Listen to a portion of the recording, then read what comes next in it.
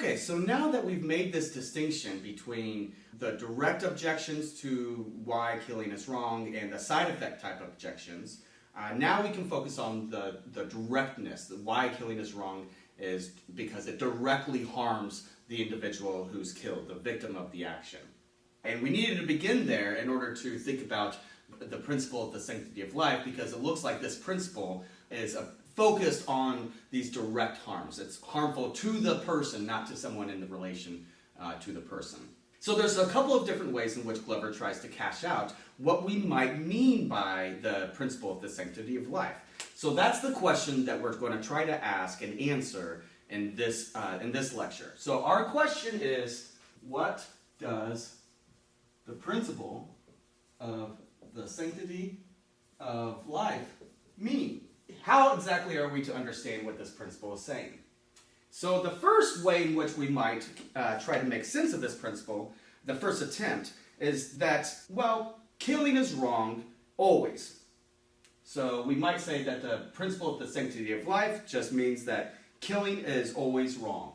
So here's the first attempt. The sanctity of life principle means that killing is always wrong. That's the first way in which Glover says we might try to cash out what we mean by the principle of the sanctity of life, or the sanctity of life principle. But Glover thinks that that is not going to be a successful analysis of this notion of the principle of the sanctity of life. Well, why is that not going to work? Well, it looks like there's just some straightforward counterexamples to the claim that killing is always wrong. So what sort of counterexamples can we give to this claim? Is it true that killing is always wrong? Well, what about the following case? Suppose that somebody is pointing a gun at my daughter, and I'm standing there and I have a gun too. It seems plausible to think that the person who's threatening my daughter's life has sort of forfeited their own right to life, their own sort of sanctity of life. And so if I injured or shot that person in order to save my daughter's life, that seems to be a kind of a justification of killing. Or if you think about just war, those sort of situations, you think, well, we don't intend to kill that person. It's just a necessary thing that we have to do in order to achieve some other end. And this has to do with this notion of the principle of double effect. The basic idea here is, well, as long as the thing that I'm intending is not some morally bad thing, as long as what I'm intending to do is something good, like save my daughter's life or maybe prevent certain kind of terroristic acts or whatever else, right? As long as that good thing is what I'm intending, then it is sometimes justified to kill in order to achieve that good end. That's the basic notion behind the principle of double effect. And so those are the kind of counterexamples that one might appeal to, right? So you might say that sometimes killing is justified in self-defense, right? So if somebody's threatening my life or threatening my daughter's life, it looks like if I kill that person, I'm not intending to kill them, right? So that's not my aim. My intention is to protect my daughter. And so that's a kind of case of self-defense. And so those might be the kind of counterexamples or situations where sometimes killing is wrong. So the claim that killing is always wrong would be false. There would be maybe some cases where killing is justified, where we can make sense of it. So that means that this won't work. That's not going to be a good analysis of the sanctity of life principle. So then the second way in which we might think of this principle, Glover says, well, we can understand the sanctity of life principle by saying that killing is directly wrong. So the sanctity of life principle just means that killing is directly wrong, right? This is where we are appealing to the wrongness that is done to the victim, right? There's something that has occurred, we have to figure out what it is, but that thing has occurred to the victim such that some wrong has happened, some harm has come to them. So it's directly wrong in that sense. And it looks like that's a better way to understand the sanctity of life principle, insofar as it looks like it is going to allow for some cases where something like self-defense would be a justified reason for killing. And so that's an improvement on it. But we need to figure out what exactly is meant by directly wrong. How might we cash out what directly wrong is? And we need to sort of understand what we mean by directly wrong in such a way where we're not already appealing to or presupposing the sanctity of life principle. And that's important because we don't want to give a circular definition or a circular analysis of what the sanctity of life principle is, right? So if we were to make sense of directly wrong by appealing to the sanctity of life, then that would be sort of a trivial analysis. It wouldn't get us anywhere. It wouldn't tell us anything new. It would just be like saying, it is what it is, or A equals A. It doesn't really tell us anything new or interesting. And notice that someone could accept that killing is directly wrong without accepting the sanctity of life principle. So that would be a problem too, because we want to try to figure out what makes killing wrong. And if we say, well, killing is wrong because it directly harms the individual killed, well, maybe we could say something like, the person killed had a life worth living. And that was the reason why that person was killed. Killing that person would be morally wrong. Or if we take, for example, Don Marcus's position, we might say the person killed had a future life of value. Right? So one could accept that the reason why killing is wrong is because there's some direct harm that's done to the person killed, to the victim, without accepting the sanctity of life principle. Instead, we could appeal to, the fact that they had a life worth living, or the fact that they had a future life of value, something like that. And so that seems to be problematic because that's not going to be telling us that the sanctity of life principle is why killing is wrong. That's not going to be a good explanation. And there's a number of other things that people could appeal to as well. Maybe the person had a good life, or the person was happy. Maybe that person wanted to live. So there's a lot of different things that you could appeal to try to make sense of this claim that it directly harms the person. It's something that is done directly to the individual. There's lots of different ways you can catch that out without accepting the sanctity of life principle. And so this second attempt to try to give an analysis of the sanctity of life principle is not going to help us either. It is an improvement on the first one because it allows for cases where maybe killing is justified in case of self-defense, but it's not going to be a very good analysis for these sort of reasons. So now what I want to do is I want to turn to the third attempt that Glover gives us. That third attempt says that it's wrong insofar as we happen to think that taking life is intrinsically wrong, right? So this third attempt can be described in the following way.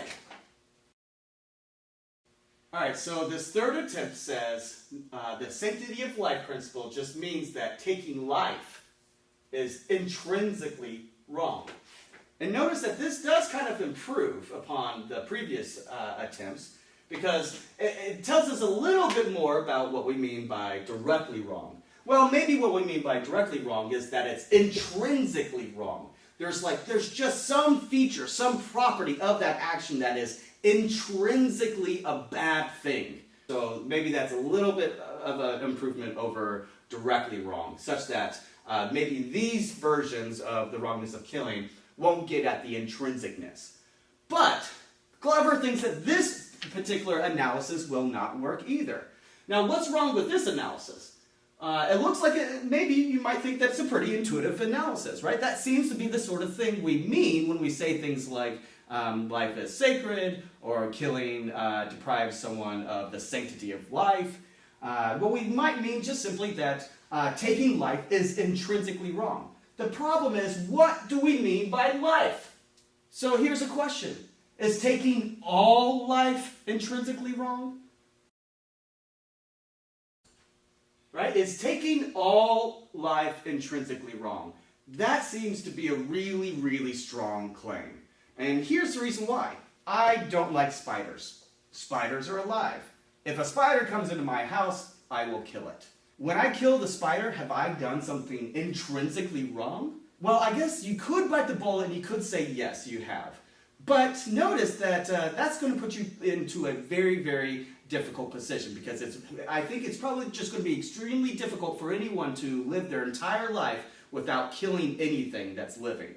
When I scratch my arm, I'm killing a bunch of human skin cells. And so in a sense, I'm killing some life. If you take antibiotics when you get sick, then in a sense you're killing some living organisms, right? Or if you are trying to fight off any other kind of a virus. When you farm, you are killing crops, and crops are living. When you step on an ant, or if you eat animals, then you're killing life. And so, if you really think that this is the best analysis of the principle of the sanctity of life, if you really think that it just means that taking life, all life, is intrinsically wrong, then that puts you in a place that seems absurd to actually hold consistently. I just don't know how you would be able to live your life and believe this to be true at the same time. You might attempt to. Maybe you'll be a vegetarian or a vegan, or maybe you will do everything you can not to kill ants and spiders. Maybe if you get sick, you just will let the illness run its course. But at the end of the day, just intuitively, it seems like a problematic position to consistently hold throughout one's entire life. And so it looks like what we mean by the sanctity of life principle cannot mean that taking all life is intrinsically wrong. So then what would we mean? Would we say that taking a dog's life is intrinsically wrong? Well, we might really shun the idea of taking a dog's life, but at the same point, sometimes I'm going to, if my dog is suffering, I'll probably take her to the vet and have her put down if she's really old. Likewise, you might think that there's other situations where it's more humane to take a life than to let somebody or something, some animal, maybe non-human animal, to go on living. So where do we draw the line? So maybe what we should do is we should clarify what we're saying here. So instead of saying taking life full stop, taking all life is intrinsically wrong, maybe what we mean by that is taking human life is intrinsically wrong. Maybe that's what we mean when we're thinking about the sanctity of life. Maybe we think that the sanctity of life principle is applying only to humans. So now what we have is a fourth attempt to make sense of this principle. And so the fourth attempt will say something like the following. Maybe all we mean by the sanctity of life principle is that taking human life is intrinsically wrong. Now that seems to be maybe a better position to say than saying that taking all life is intrinsically wrong. So again, we have a kind of improvement. But Glover still thinks that there might be interesting objections that we would want to raise here. So why just human life? Why is it only humans? Would we say that it's wrong to kill some higher primates? Some people might think that it's morally wrong to kill apes or other higher primates or other, maybe an elephant. Pigs actually are very intelligent creatures. Maybe it's wrong to kill pigs.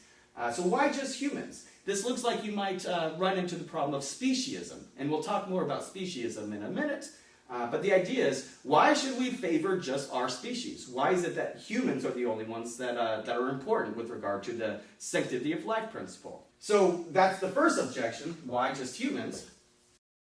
It looks like if this is the principle that we want to accept, if this is the analysis of the sanctity of life principle that we want to run with, then we will need to give some sort of an explanation for why it's just humans. I mean, maybe there's aliens out there that are super smart, and maybe they're even better individuals than we are. Would it be morally wrong to kill them? Well, they're not humans, so the sanctity of life principle would say that it would be fine to kill them because they're not humans. So that seems absurd, right? That seems implausible. And so that would be the first kind of objection to this analysis, this fourth analysis of what we mean by the sanctity of life. Then we also have another objection that Glover considers. And this is the point that, somebody might just stomp their foot, right? They just might pound the table. They might just think that, it just is the case that this is why killing is wrong. Glover thinks that if somebody is just simply unwilling to even consider the sort of objections that someone might offer to this version, this sort of analysis of the sanctity of life principle, then that's really just kind of like a child pouting and screaming, I just want it my way. I'm not even going to listen to anything that anyone else has to say. So that seems problematic in a number of different ways. And you can imagine how somebody might kind of take this sort of perspective regarding this analysis of the principle. right? Maybe someone would say, well, I've just always believed this. This was just the way I was raised. That's just what my preacher tells me. My parents believe this, and so I believe it too. None of these are going to work as very good arguments. These, at best, are just appeal to authority in one form or another. And so it really is just kind of like pounding your foot, kind of acting like a baby, my way or the highway. Now, Glover is a little bit more charitable with regard to kind of considering this sort of objection. So instead of thinking about it in terms of a baby who's just pouting and crying, we might say instead that what this really amounts to is nothing more than a moral axiom. And that's a more charitable way of thinking about how someone might accept this analysis of the sanctity of life principle, because somebody might think that, well, we have to start somewhere, and so this is just where we're going to start. It's a sort of axiomatic approach to ethical theorizing or considering the different moral issues that are involved with regard to the sanctity of life principle. So somebody might think that in the same way that in mathematics and arithmetic, we begin with mathematic axioms and then we build our mathematical structures and theories out of that, we're able to infer, a whole lot of sort of systematic mathematical theorems and so forth simply by taking as true, just accepting as sort of a fundamental bedrock certain mathematical axioms. So in the same way, you might think that we can accept this claim that the sanctity of life just means that taking human life is intrinsically wrong as a kind of a moral bedrock, a moral place to begin. We're not going to argue for it. We're not going to try to give any explanation of it. And maybe doing so isn't even possible. In the same way that we don't argue for mathematical axioms and so forth. We just presuppose that they're true in order to build our theories up out of them in sort of a foundationalist approach. And so if that is the approach that you're going to take to the sanctity of life principle, according to Glover, that's going to be problematic as well. The reason why Glover thinks that this is a problematic approach is because, well, yeah, you could do that. You could start with this principle as a moral axiom, but if that's what you do, then what that basically just means is that your belief is not refutable. It basically means that there's no evidence that could be presented, no reasons or no arguments that could be offered to change your mind. Your belief is so foundational that you are unwilling or unable to accept any alternative approaches. That seems kind of problematic, especially if you are able to offer objections, if you're able to offer reasons why that particular analysis of the principle won't work. Then it doesn't seem like you should accept it as true without any explanation or without giving any further analysis. You might think that, well, we do have good reasons to think that this is not true, that this analysis of the principle is still problematic. So what we're going to do in the next video lecture is we're going to consider how Glover tries to show that there are objections to this principle, even if we think that it's a moral axiom. Doing so would basically be just turning our backs on the sort of objections that Glover wants to raise. Now, to do so, Glover's going to come back to this claim that only human life is what's intrinsically valuable. And he's going to try to offer reasons to think that, well, there's sort of boundary problems, issues regarding, where does human life end and where does human life begin? And so Glover's going to appeal to that kind of a perspective on this principle that says taking only human life is intrinsically wrong. He's going to use that to try to push against this analysis of the principle.